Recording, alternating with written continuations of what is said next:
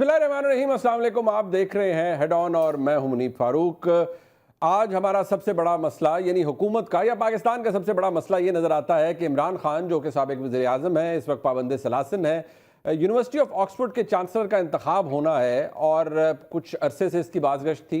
इमरान खान साहब इरादा रखते थे कि वो इस इंतखाब के अंदर जेल में बैठे बैठे हिस्सा लेंगे। दुनिया भर से इसके अंदर जो भी जिनका ताल्लुक ऑक्सफोर्ड यूनिवर्सिटी से रहा है, चाहे वो अलुमनी में हो और बहुत से लोग हों, वो इस इंतखाब के अंदर वोटिंग कर सकते हैं। बहुत बातचीत इसके ऊपर हुई। पूरी पाकिस्तान तहरीक इंसाफ ने ये बात साबित करने की कोशिश की overall Pakistan and the world over through social media कि इमरान खान क्योंकि एक नहायत ही मकबूल शख्सियत है, ऑक्सफोर्ड में 50 साल पहले ज़ेर तालीम रहे और इमरान खान साहब की कोशिश ये है कि बहसियत चांसलर वो यूनिवर्सिटी को वो वापस करें जो कि यूनिवर्सिटी ने उनको दिया था और वो कुछ करना चाहते हैं रिगार्डलेस कि वो जेल में हैं या नहीं है।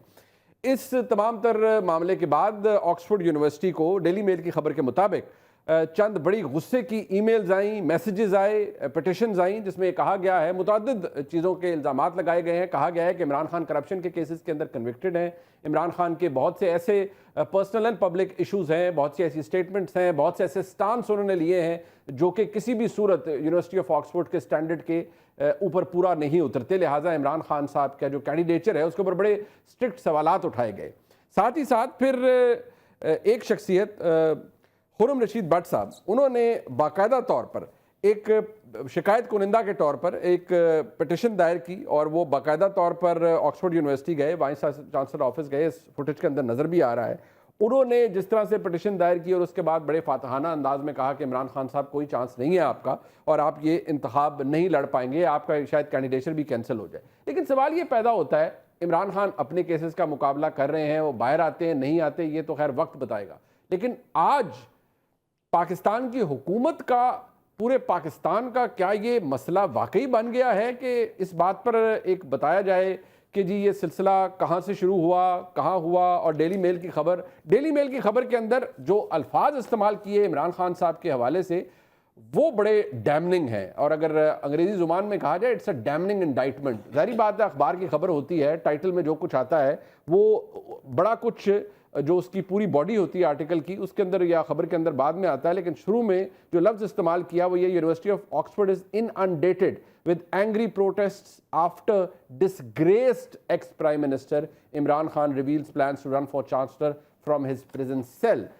अब जो लफ्ज़ डिसग्रेस का इस्तेमाल किया गया है वो आज पढ़ाने की, उसका डिक्शनरी मीनिंग देने की कोशिश की हुकूमत पाकिस्तान ने और बैरिस्टर अकील मलिक साहब ने जो कि मुशीर हैं वज़ारत कानून व इंसाफ के। और मुझे लगा कि आज शायद हुकूमत पाकिस्तान का नंबर 1 एजेंडा ये है कि पाकिस्तान को या तमाम तर पाकिस्तानियों को अंग्रेज़ी सिखानी है और डिसग्रेस का मतलब बताना है कि उसको एट्रीब्यूट किया गया है इमरान खान साहब से। इस पर बात यकीनी तौर पर होगी।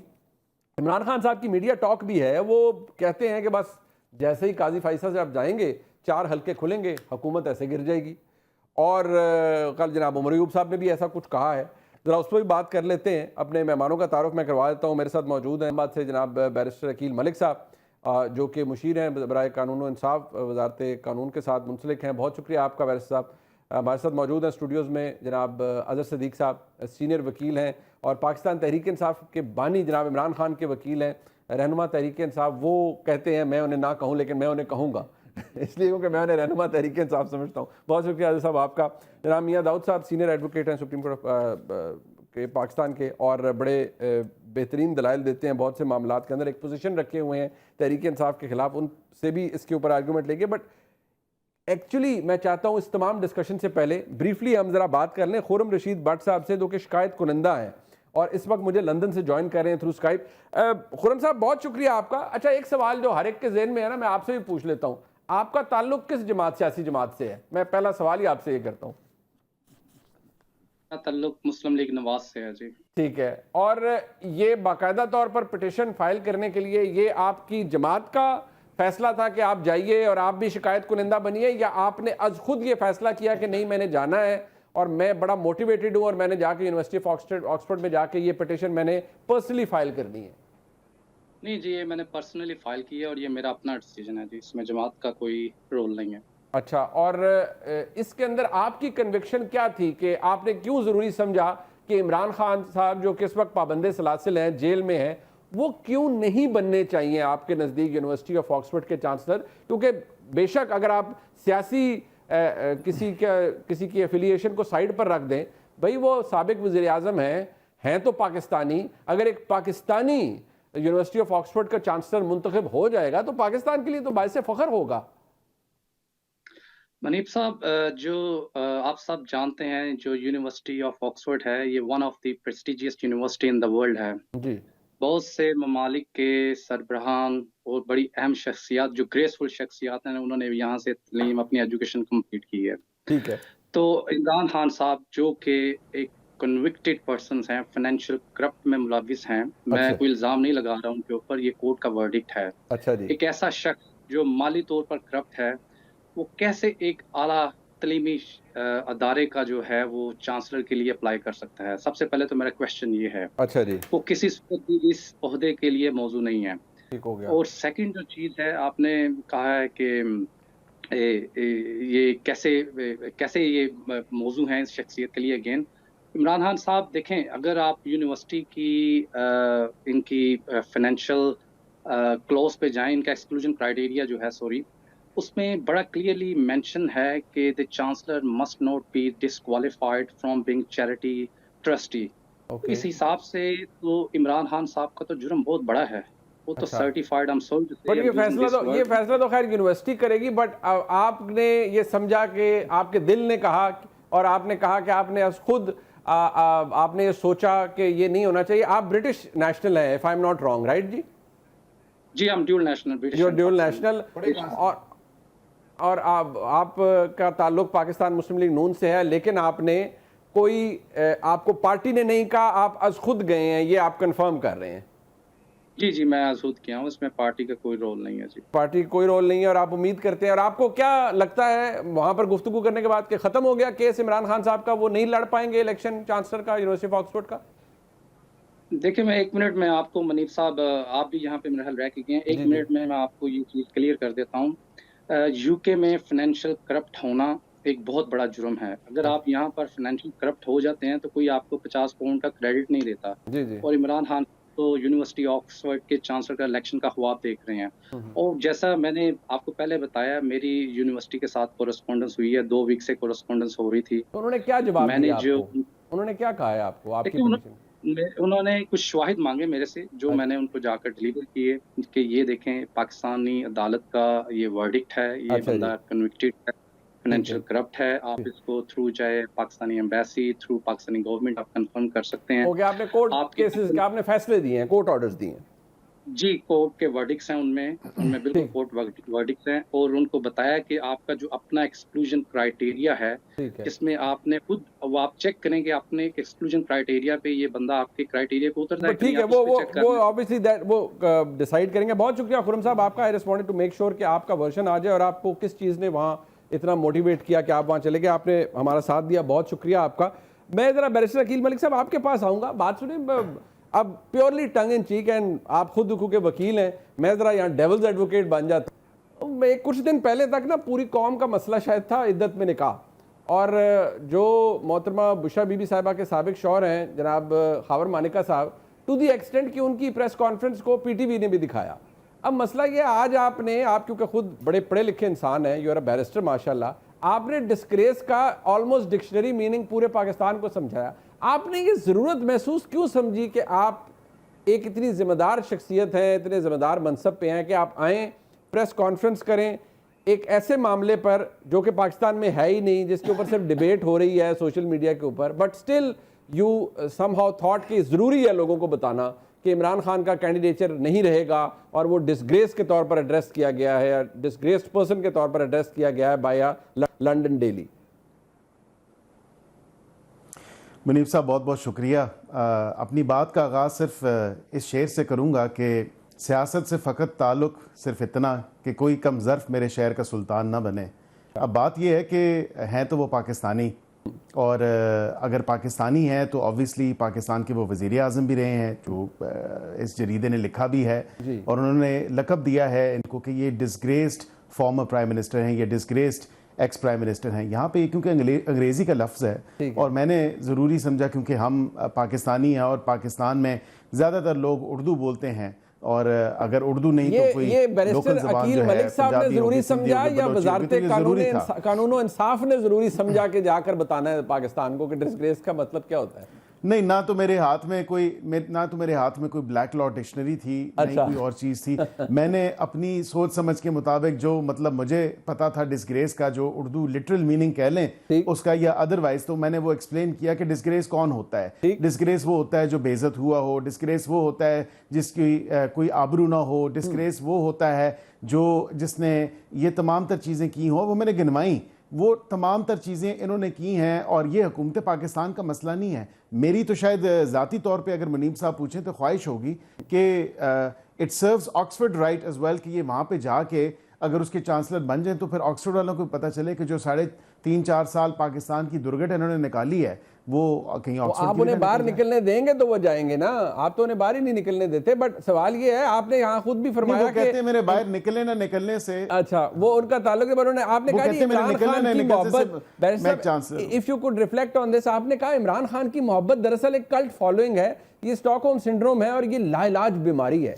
मतलब इमरान खान के फॉलोअर को तो आपने बहुत हर्ट किया है आज के, वो ने कहा लाइलाज बीमारी और कल्ट फॉलोइंग। सर हर्ट नहीं किया मैंने, मेरे ख्याल से सर मैंने डायग्नोसिस किए हैं, मैंने डायग्नोसिस किए हैं जो मैंने देखा है। मतलब थिंग इज के they don't want to listen, किसी रैशनल को तो सुनना ही नहीं चाहते ना। वो कहते हैं, मैंने एक शो पे उस दिन, आप भी उस पे थे, और मैंने यकीन करें कि मैंने यही कहा कि वो काला करे चिटा करे, वो जैसा भी करे, ये बीमारी इस तरह की है, ये कल्ट फॉलोइंग या स्टॉकहोम सिंड्रोम इस तरह का है कि बस उनके जहनों पे ये मफलूज है और जहनों को उसने काबू किया हुआ है। और उस पे कोई बात करने को तैयार नहीं है, कोई रैशनल या कोई रैशनैलिटी नहीं देखी जाती किसी भी आर्ग्यूमेंट में, किसी भी फैक्ट में, किसी भी न्यूज में, किसी भी बात में उसको चेक नहीं किया जाता। मतलब आप कहते हैं कि वो ब्लाइंडली फॉलो करते हैं इमरान खान को। सिद्दीक साहब, आप इमरान खान को लीडर मानते हैं? वैसे मैं आपसे पूछ रहा हूँ। वैसे यार मुझे नहीं लीडर मानते हैं? वैसे मैं मुस्लिम उम्मा का पूरी दुनिया का लीडर मानता हूँ। आप मानते हैं? ये कहते हैं कि इमरान खान के फॉलोअर्स वो कल्ट फॉलोइंग है, वो आंखें बंद करके उनका करते हैं। कोई आर्गुमेंट नहीं सुनते। मुझे ये बताएं, दानियाल अजीज की उम्र कितनी है? दानियाल अजीज की? दानियाल, मैं जरा बता रहा हूँ ना जरा आपको। दानियाल अजीज, हाँ, दानियाल अजीज की उम्र कितनी है? बड़ी एज है ना। हाँ। जरा उनसे पूछिएगा। दानियाल का नाम बड़ा जबरदस्त है। ये हमें अजीज साहब जो साबिका, हाँ, मैं बता रहा हूँ ना। अब हमें बैरिस्टर दानियाल हमें समझाएगा कि अंग्रेजी का मतलब क्या है या उर्दू का। बैरिस्टर अकील साहब है ना। हाँ, मैं वैसे बता रहा हूँ ना आपको, मैं बता रहा हूँ ना नाम, और नाम क्या लेना देना आपको। और ये डिस्ग्रेस तो सर इन्होंने थोड़ी लिखा है, डेली मेल। अच्छा, आपको मुनीब याद होगा शहबाज शरीफ के बारे में क्या कहा था डेली मेल ने? याद है? DFIDs, ये डेली मेल वही अखबार है। कल क्या हुआ था उसके साथ फिर बाद में, याद है आपको? झूठ बोला था। क्या हुआ था ये भी याद रखिएगा। बट इन्होंने तो ना मैं फिर बताता चलूं ना। तो इल्जाम था ना कि ओहो, मैं फिर बताता डिफिट के पैसे खा। ओहो, मैं फिर बताता चलूं ना। सवाल वो भी इल्जाम था, ये भी इल्जाम है। अच्छा, डिस्ग्रेस भी इल्जाम है। और क्या है यार? डिस्ग्रेस इल्जाम तो और क्या है? क्या है? वो कहते हैं कन्विक्शन हुई है। अच्छा, मैं फिर बताता चलूं। अब अंग्रेजी किसी को ना आए तो मैं क्या करूं यार, उसका मैं तो कुछ नहीं कर सकता। ये वैसे आप ठीक कह रहे हैं, आप भी अंग्रेजी बताएं। हाँ, बड़ी सिंपल सी बात बता दूंगा आपको। उन्होंने भी पढ़ी ना, बताइए। आपने बट शट इकट्ठे कर लिए सारे, आपने पूरा मीडिया आज सारा इकट्ठा कर लिया, नूली का हमाती, जिन्होंने आकर बैठकर वो एक ही बात कर रही हैं। आप अपनी आवाज मांगे दोहरा, मैं वहाँ क्या बात कर रही हैं। मुझे तो दुख और अफसोस होता है कि कुछ लोग बैठ के बताना चाहते हैं, भाई डर किस बात का है? पहले आप लेके आ गए जनाब प्रॉपर्टी फंडिंग, ये बयानिया था। वहाँ से चलता चलता जनाब ये चला जनाब तोशाखाना में, तोशाखाना से चलता चलता इद्दत में ना अभी इतना आगे ना चलें। अच्छा। उसके बाद साइफर में चला गया। वो को देखे कौमी मसला देखे ना, मैं बताता चलूँ कितने जलील हुए, कितने आज अंदाजा लगाएं पूरी दुनिया में मजाक उड़ रहा है उनका। इद्दत के केस में याद नहीं है आपको? लाइव प्रेस कॉन्फ्रेंस, उसको गार्ड दिए जा रहे हैं, वकील फराम किए जा रहे हैं। फिर वो कोटेरियन वाइट के अंदर वो हमारे दोस्त है, वकील साहब हैं, बड़ी लंबी चौड़ी फीस आई, किसने दी? वो कल क्लर्क निकला एक वो। अच्छा जी। तो ये इस तरह की ये चीज़ें कोई नहीं है। कल वो ये साहब जो गए ना ऑक्सफोर्ड में, एक तस्वीर निकाल के मैंने किसी को कहा, उन्होंने कहा सब झूठ बोल रहा है ये बंदा। अच्छा, हाँ, उसकी वजह सुन ले। ये जो साहब आए थे, हाँ, सब झूठ बोल रहा है। मतलब ये गए नहीं हो? अच्छा, मैं उसकी वजह सुन लेना। मेरे पिछले 15 दिन से ये मैं बता रहा हूँ कि क्या हो रहा है। नून लीग ने बैठ के क्या प्लान हुआ, नाम बता रहा हूं मैं आपको, नाम ले रहा हूं उसका, जनरल रिटायर्ड अब्दुल कयूम, साबका सेनेटर, लंदन में बैठा है इस वक्त इस काम के लिए, मीटिंगें करता फिर रहा है, और उसे कहना ना किसी दिन हिम्मत करके जरा बड़ा जलसा करके दिखाए, मर्जी के लोग इकट्ठा करता है, बाय इनविटेशन लोग आते हैं, वहां बैठ के लोगों को तालीम दे रहा है, मतलब वो लॉबिंग करता फिर रहा है। नहीं जस्टिस रिटायर्ड अब्दुल कयूम, मैं नहीं जनरल रिटायर्ड वो जस्टिस से कम नहीं है, जस्टिस से कम नहीं है। अच्छा। वो बैठा हुआ है। फिर अब नवाज शरीफ भी इसी काम के लिए जा रहा है, वो बड़ों ने देखा ना। मियां साहब क्या ये हाँ सुन लेना, सुन तो लेना मेरी, वो तो सुन तो लेना मेरी बात सुने ना, कि बेचारा एक मुलाजम आदमी है। अच्छा जी। मुलाजम आदमी ने क्या करना है, बेचारा डीलों के साथ और वोट को इज्जत होकर ले गए, बड़ी जलालत का तय करके अब क्या करने जा रहा है। वो तो ऐसा शेरवानी सिलवा के, वो पीले रंग की शेरवानी सिली, वो कल उसने कहा ये क्या सीधी है, काले रंग की होनी चाहिए, वो काले रंग की सिलवाई, वो पता लगा बटन ही बंद होते थे, तो उन्होंने कहा शायद इंग्लैंड जाके जानी पड़ेगी।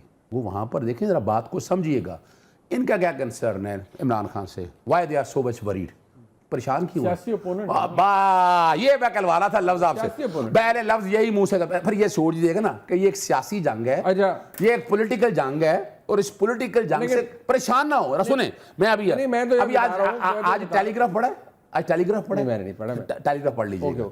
अच्छा, द वीक भी पढ़ लीजिएगा इमरान खान के बारे में, पाकिस्तानी तारीख मैनू की लोड ला पर यार मेरी एक बात सुन मुनीब, तू बाहर रह के आया है, मुझे इतना बता दो, इन अखबारात में आर्टिकल ऐसे लग जाता है, फिर ये भी ऐसे नहीं, मतलब आप कहते हैं कि वहां पे भी ऐसे नहीं लगा होगा, यहाँ पे ना। मैं जो बात देखे ना, डेली मेल के बारे में तो मैंने आपके सामने रख दिया, डेली मेल पे तो पाकिस्तान शहबाज शरीफ वगैरह किसी को एतबार नहीं। आज मैं हैरान, और उस अखबार पे एतबार करते फिर रहे हैं, मैं हैरान ये हो रहा हूं इस बात पे। दूसरी बात जो है ना, यहां तक डर क्या है, खौफ किस बात का है? ठीक है, अब पाकिस्तान के अंदर उन्हें नजर आ गया है कि बड़ी बुरी तरह जलीलो खार हो गए हैं, जगह कोई मिल नहीं रही भागने के लिए।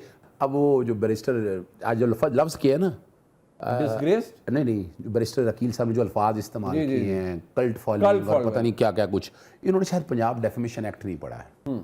यानी आज मैं अगर किसी को गधा कहना शुरू कर दूं और नाम ले आगे मैं लिखा दूं नवाज शरीफ, नहीं मैं गधा नहीं कहूंगा उसको यार, आई am sorry, why should I, मैं क्यों कहूं, मैं क्यों ऐसे अल्फाज इस्तेमाल करूं, ये डिस्ग्रेस हो यार, खुदा रहा यार। देखे ना, कर तो आपने यार, देखे मैं फिर कह रहा हूं रोकना है भाई, देखे ना। अब इन्हें तो होना चाहिए कि पाकिस्तानी है, इलेक्शन लड़ रहा है ऑक्सफोर्ड का, तारीख रकम करने जा रहा है, वो ये भूल जाए सियासत को। मैंने इसी लफ्ज़ निकाला था सियासत, कि ये एक सियासी चाल है, सियासत लड़ रहे हैं, कितने लोग हैं आपको पता है, वहाँ के पार्लियामेंटेरियन भी जो है, वहाँ की एलीट क्लास भी, वो इलेक्शन लड़ेगी। उन्होंने कहा है कि कल्ट फॉलोइंग है, जवाब आपसे इसका मांगा था, आपने कहा देखिए मैं एक सिंपल सी बात बताऊं, पाकिस्तान की लार्जेस्ट पार्टी है, ठीक है, पूरी दुनिया में हर एक को पता है, और फॉर्म 45-47 जिस दिन खुल गए, आपको भी पता है, मैं उस पर भी आ रहा हूँ, आपको भी पता है, ये बात बड़ी वाज़ेह है, यानी ये फैसला इन्होंने करना है, ये इन्होंने करना है, और डर किस बात का, उसको बाहर निकालो, जैसे जुलूस की इजाजत दो, पता लग जाएगा कल्ट फॉलोइंग क्या है। ने फैसला करना है ना, आप तो यूनिवर्सिटी, ओहो भाई ये पाकिस्तान में फैसला कराना चाहते हैं। मेरी यार सुने, सारी पिटिशंस या सारी जो एंग्री ईमेल्स आई हैं यूनिवर्सिटी ऑफ ऑक्सफोर्ड को, सारी आपके ख्याल में सारी पीएमएल ये हो, और क्या मंगवा लें, मैं चैलेंज कर रहा हूं कि सारी पीएमएल, मैं चैलेंज कर रहा हूं इस बात को, और अगली बात ले लें, आखिरी बात खत्म करते हुए यार, ये देखे ना, ये सारा जो फैसला है ना, ये ऑक्सफोर्ड के जो स्टूडेंट्स हैं, एग्जैक्टली उन्होंने करना है ना, छोड़ दे उन पे, और रातों की नींद हराम हुई है। वो शहबाज शरीफ किसी सेक्रेटरी के पास बैठा हुआ था, वो इतना परेशान हुआ, वो भाई ये क्या हो रहा है, इमरान खान तो पूरी दुनिया में जा रहा है, कल जब वहां मुंतखब हो जाएगा, इनके गवर्नमेंट को शक्ल दिखाने लगे, यानी शहबाज शरीफ साहब किसी सेक्रेटरी के पास बैठे परेशान थे, ये इसी में बात हो रही थी, ऑक्सफोर्ड में क्यों हो रहा है ये सारा कुछ। बात यह है मियां दाऊद साहब, इमरान खान साहब बहरहाल एक इंटरनेशनल शख्सियत तो हैं, अब मसला ये है कि हुकूमत का तो नज़र आता है कि हुकूमत ने आज इसको हाईलाइट किया, क्योंकि खुद प्रेस कॉन्फ्रेंस की अकील मलिक साहब ने लफ्ज़ डिसग्रेस को बड़ी उन्होंने अहमियत दी, एम्फसाइज किया। बट सवाल ये है कि कोई भी पार्टी हो, चाहे तहरीक इंसाफ या पीएमएलएन का वोटर भी नहीं सुनता अपनी लीडरशिप के बारे में कोई बात, वो भी जो कहते हैं कि मियां नवाज शरीफ अगर पहले भी दुरुस्त थे, आज भी दुरुस्त हैं, आने वाले वक्त में भी दुरुस्त होंगे। नहीं, मैं तो नहीं आपकी इस बात से इत्तफाक करता कि मुस्लिम लीग नून का वोटर सपोर्टर जो है वो नहीं बिल्कुल जैसे नवाज शरीफ बात करते हैं उसके ऊपर यकीन कर लेते हैं। आप उठाकर देख लें 8 फरवरी के इंतखाबात के वक़्त ये पार्टी छोड़कर चले गए, पार्टी ऑफिस छोड़ के चले गए, तो सबसे ज़्यादा मुस्लिम लीग नून के कारकुनान ने उसके ऊपर अपनी क़यादत को लताड़ा। और उसके बाद भी कई इंस्टेंसेस हैं, कई ऐसे इंसिडेंट हैं। आपको लगता है वहाँ ब्लाइंड फॉलोइंग वहाँ पे ब्लाइंड फॉलोइंग नहीं है, वो दबा के मुखालफत करते हैं। हम रोज़ देखते हैं मुस्लिम लीग नून के वर्कर जो हैं वो अपनी क़यादत के ख़िलाफ़ जो है वो निशानदेहियाँ कर रहे होते हैं, पॉइंट आउट कर रहे होते हैं, कंडेम कर रहे होते हैं, पॉलिसीज़ के ऊपर तनकीद कर रहे होते हैं। वहाँ पे ब्लाइंड फॉलोइंग नहीं है, ना ही ये पीपल्स पार्टी में है, ना ही ये JUI फे में है। लेकिन मैं ज़ाती तौर के ऊपर मतलब डेली मेल ने अगर गलत किया है तो PTI को चाहिए कि उनके खिलाफ वहाँ पे हित के इज्जत का मुकदमा दर्ज करें और अपना लैंग्वेज बिल्कुल ये लैंग्वेज आपने हमारे इनके मुताबिक ये गलत लैंग्वेज है तो इनको वहाँ पे करना चाहिए वहाँ पर। और फिर उसके बाद जो अदालत फैसला करेगी वो कबूल कर लेना चाहिए। इसमें तो कोई मुझे तो ये भी हैरानगी है कि इसमें इतनी हैरानगी वाली बात कोई नहीं है जो डिस्ग्रेस का लफ्ज़ जो इस्तेमाल कर लिया। ये कोई नया लफ्ज़ तो इस्तेमाल नहीं किया उन्होंने। खबर मानेका ने जो 2 लफ्ज़ अदालत में बोले थे, बरतानवी अखबार ने आज उनकी तस्दीक कर दी। जो खबर मानेका साहब कहते थे वही उन्होंने कह दिया और कोई नई बात कही है उन्होंने। आप रेहाम खान साहब की किताब उठाकर देख लें। खबर मानेका का जो सारा केस था वो तो धड़न तख्ता हो गया, धड़न तख्ता हो गया, वो गलत होगा। अदालत ने फैसला दे दिया, एक अदालत ने उसके हक में फैसला दे दिया, दूसरी ने खिलाफ दे दिया, वो ऊपर अपील में पड़ा हुआ है। वो क्वैश हो जाए सारा केस, मैं वो नहीं बात कर रहा हूं। वकील ने आपको पता है एक्विटल के खिलाफ अपील क्या होती है? नहीं, कुछ भी नहीं होती। वो मुमकिन है कि ऐसा वो वहां से भी खारिज हो जाए, सुप्रीम कोर्ट से भी खारिज हो जाए। मैं वो लफ्ज की निशानदेही कर रहा हूं। आप कहते हैं खबर माने का यू बिलीव कि इमरान खान साहब इज डिसग्रेसफुल? इससे भी ज्यादा मैं तो इससे भी ज्यादा का हामी हूं। मैं तो गुजारिश कर रहा हूं कि ये दबा के इस बात को एजिटेट करना चाहिए और ऑक्सफोर्ड को और बरतानिया वालों को बताना चाहिए कि आप किस अपना बना रहे हैं। अगर उनको किसी किस्म का इस लफ्ज थोड़े दोनों लफ्ज एक्सपांड कर दे बात सुन लेने दे। डिस्ग्रेसफुल यार, बात सुन लेने दे। मैंने मना किया कि नाम लफ्ज इस्तेमाल करें। How dare he is immoral, how dare he is immoral कह दे, कमाल हो गया। ये बैठ गया का जो केस है बरतानवी कोर्ट का दोबारा बैठ गए। नहीं यार, अगर आपने ये करना है ना, नहीं भाई एस्टैब्लिशमेंट के लोग यहाँ बैठा के बात कराओगे तुम यहाँ पर, यार नहीं, तरीके इस्तेकाम के लोग यहाँ बैठा के साहब आपको पूरा मौका मिलेगा। क्या बात कर रहे हैं? बता, मैंने उन्हें कहा है कि लफ्ज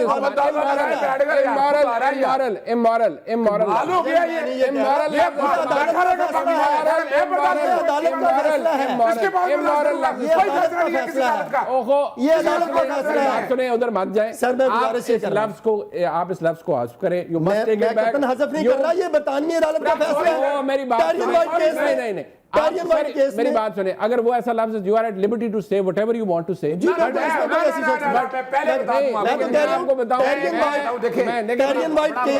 बात सुने। मैं एक बात सुन ले मेरी, एक सॉरी बात सुनिए। कानूनी सी बात आपको पता है टेरियन वाइट केस में बरतानवी अदालत ने फैसला दिया। किसी को कुरान मजीद ना आता हो, किसी पे तोहमत का लफ्ज लिखाना, यानी आप अंदाजा लगाएं कोई आपने यार शर्म आनी चाहिए। मैं कह रहा हूं डूब मरने का मकाम है। कल मैं किसी के भाई के बारे में कह दूं, किसी की बहन के बारे या कत्ल हो जाते हैं यार इस बात के ऊपर। यार इस बात को खुदा रहा यार, ऐसे जब मुंह उठाया जिस तरह मर्जी बात करें शुरू करते रहे यार। चले बाल करने वाली बात है यार, इस तरह की बातें आप करते रहे, हम नहीं बर्दाश्त करेंगे यार। बरतानवी अदालत का फैसला, कोई फैसला जब होगा सब देखी जाएगी। बिल्कुल ठीक है। रेहाम खान साहब की किताब, रेहाम खान साहब की किताब, बरतानवी अदालत का फैसला और खबर मानेका साहब का मौकफ जो है उसके मुताबिक इससे भी ज्यादा कैसी बात कर रहे हैं?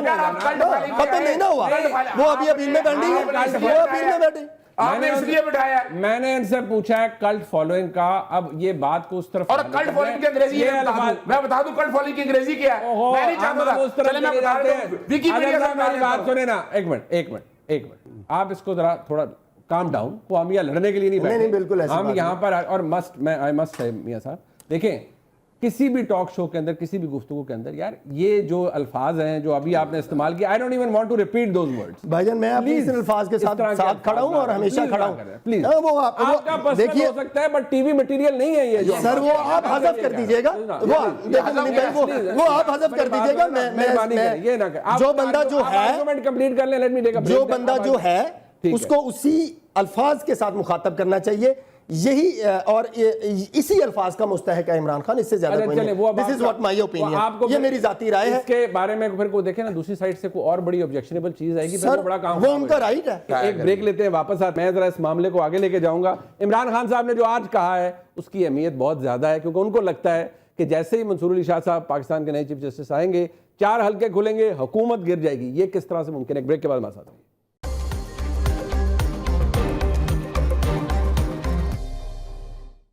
सैनिटी मस्ट प्रिवेल जी, बहुत सारी चीज़ें नहीं भी होनी चाहिए, आर्गूमेंट हर एक का अपना, लेकिन बहुत सारी चीज़ें नहीं होनी चाहिए। उमर अयूब साहब ने गुज़िश्ता रोज़ पाकिस्तान तहरीक इंसाफ से उनका ताल्लुक है, कायदे हिज़्ब इख्तिलाफ हैं, बड़ी अहम बात की, चंद महीने में हुकूमत टूट जाएगी, फ्रेश इलेक्शन आएगा। इमरान खान साहब ने जो आज गुफ्तगू की है सहाफ़ियों से, उसके अंदर भी उन्होंने यही बात कही है, और उसके अंदर उन्होंने इस बात को ये एम्फसाइज़ किया है कि जैसे ही काजी फैसल साहब जाएंगे और जनाब जस्टिस मंसूर अली शाह साहब पाकिस्तान के चीफ जस्टिस के तौर पर एलिवेट होंगे, उन्होंने कहा कि 4 हल्के खुल जाएंगे और ये हुकूमत चंद ही दिनों में गिर जाएगी। तो अब वो 4 हल्के कौन से, वो तो खैर अदर साहब से हम पूछेंगे वो कौन कौन सा हल्का खान साहब ने ईयर मार्क किया हुआ है। मुझे याद पड़ता है 2013 के अंदर भी ऐसे ही हालात थे, बट शायद इसीलिए खौफ भी है बैरिस्टर अकील साहब आपको कि इस बात का जिक्र तो ख्वाजा आसिफ साहब ने भी किया कि हाँ, ऐसी सिचुएशन हो सकती है कि कोई सुप्रीम कोर्ट के अंदर ऑब्वियसली एक पिटिशन के बारे में कहा जाता है, वो पेंडिंग है कि इलेक्शन को कलअदम करार दिया जाए, बट ये 4 हल्के कैसे खुलेंगे तो आर्टिकल 225 के तहत ही इलेक्शन ट्रिब्यूनल और फिर बाद में सुप्रीम कोर्ट में अपील जाती है।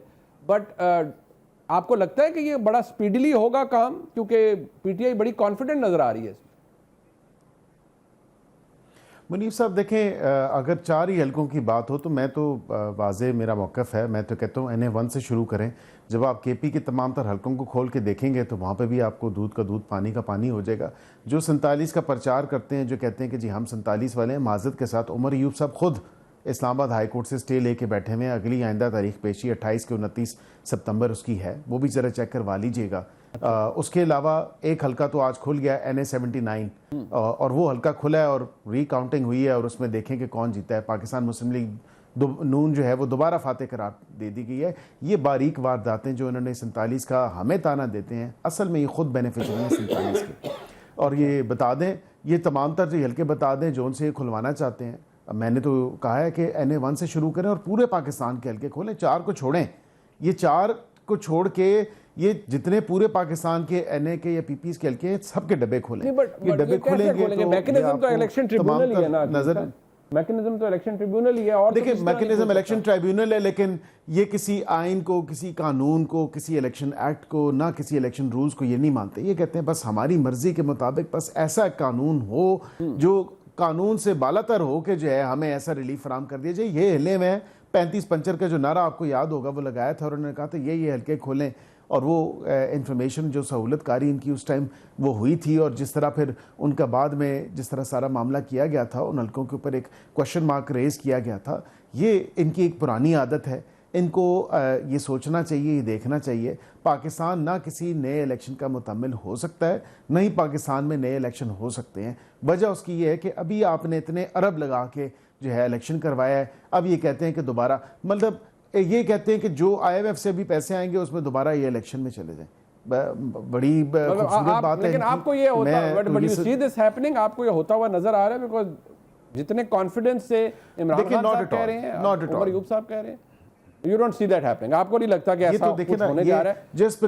Just because they see somebody aligned, I mean, of course they see somebody who is perhaps aligning to their interest, या इनकी कोई तर्जुमानी कहीं हो रही है किसी फोरम पे, तो उसका मतलब ये नहीं है। ऑब्वियसली आइन और कानून के मुताबिक ही होगा, और आइन और कानून वाजे है, और उसमें इलेक्शन ट्राइब्यूनल्स हैं। इलेक्शन ट्राइब्यूनल्स जो है वो अपना काम बैरिस्टर अकील मलिक साहब सारी रखे हैं। पंजाब की हद तक लफ्ज इस्तेमाल किया कि if they think somebody is aligned, या ये किसी जगह, अब ये आप नए आने वाले चीफ जस्टिस साहब के ऊपर एस्पर्शंस कास्ट कर रहे हैं कि वो अलाइनमेंट है खुदा न खास्ता तहरीक इंसाफ से।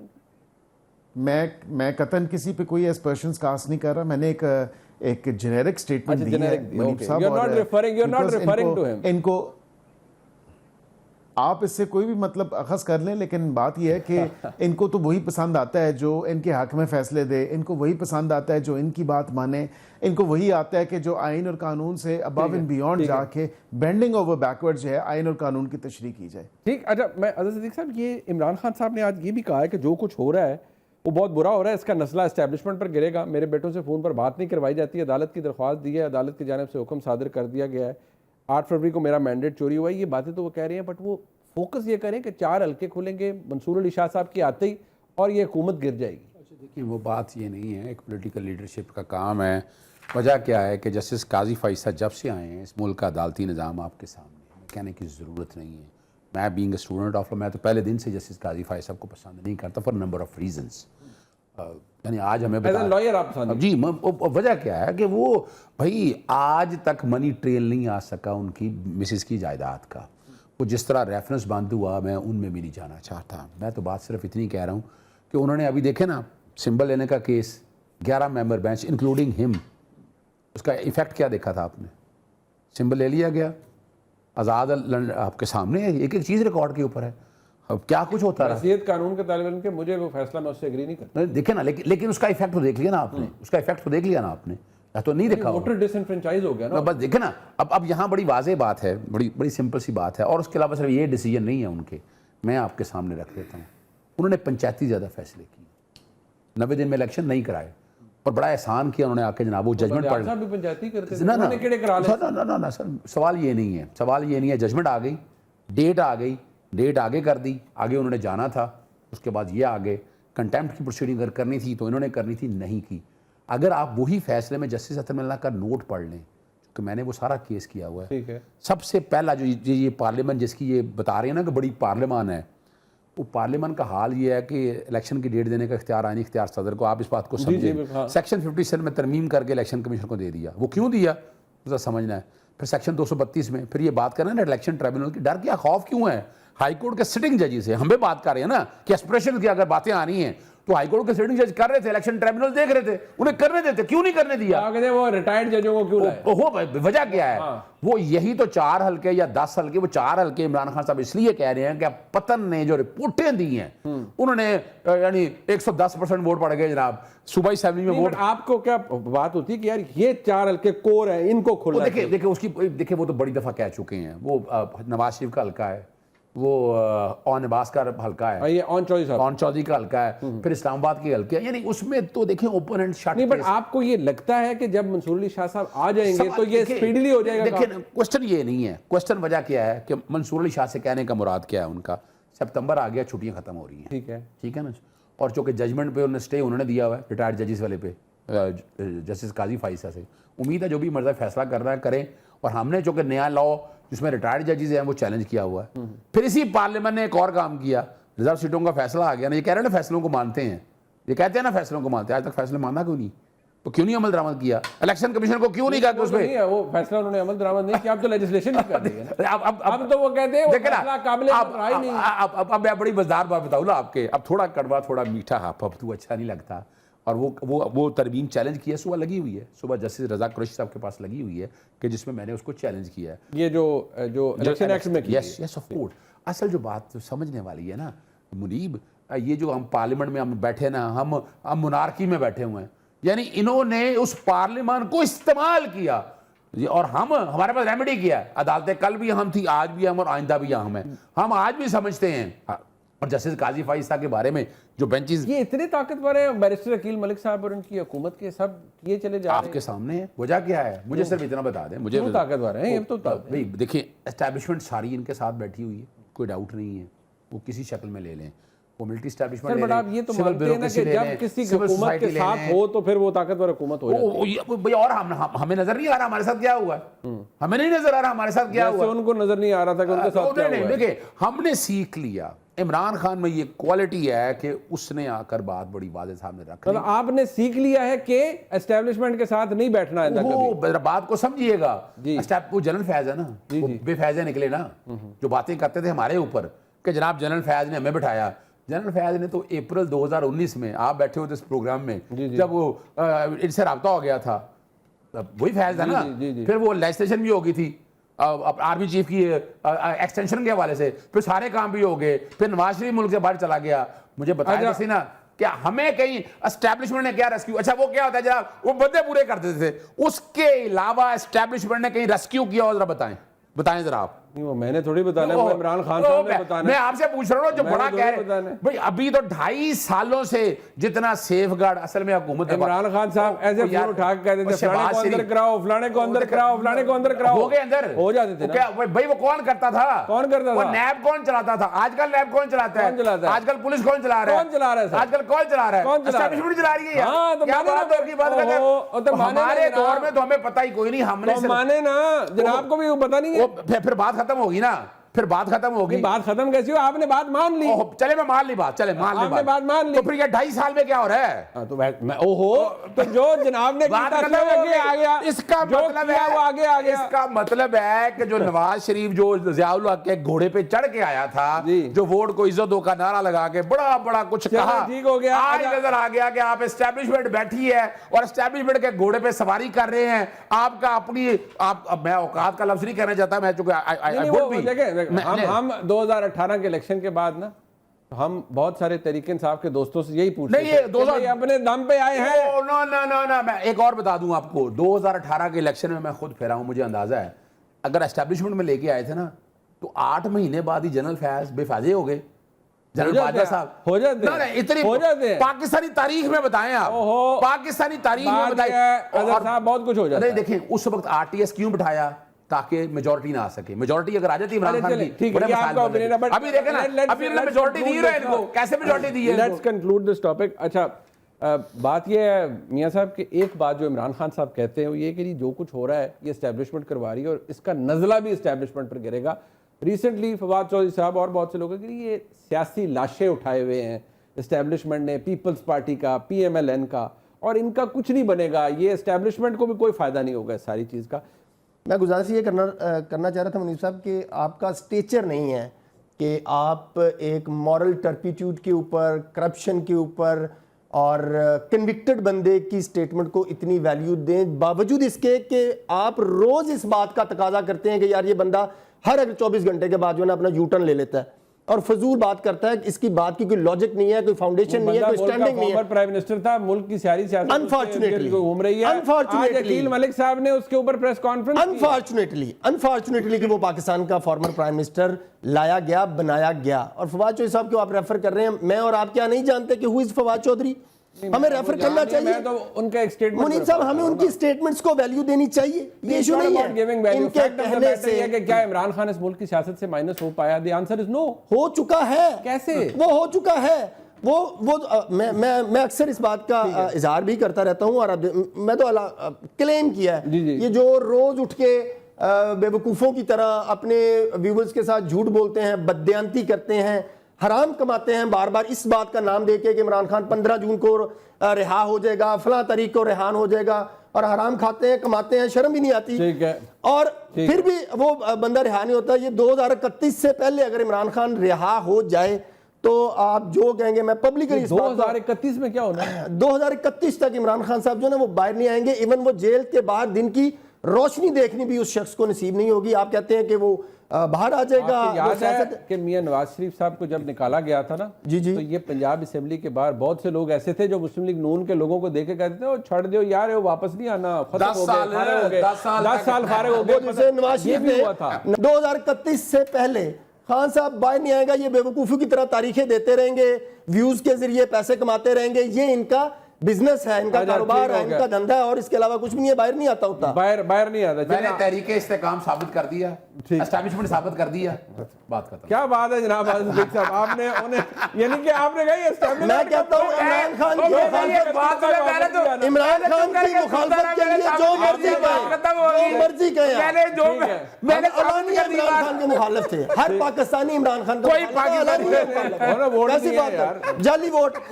चले मैं इसके ऊपर जाली वोट मैं तो नहीं कह सकता जी जाली वोट है, लेस प्रूवन। मैं अपने तमाम मौजूद मेहमानों का शुक्रिया अदा करता हूं। प्रोग्राम में तलखी भी हुई, लेकिन हम उम्मीद करते हैं ये पार्ट ऑफ द डिबेट जरूर है, but certain things should not be said at any cost. अपने मेहमानों का शुक्रिया अदा करता हूं। प्रोग्राम देखा आपने, देखने का शुक्रिया। खुदा हाफिज़।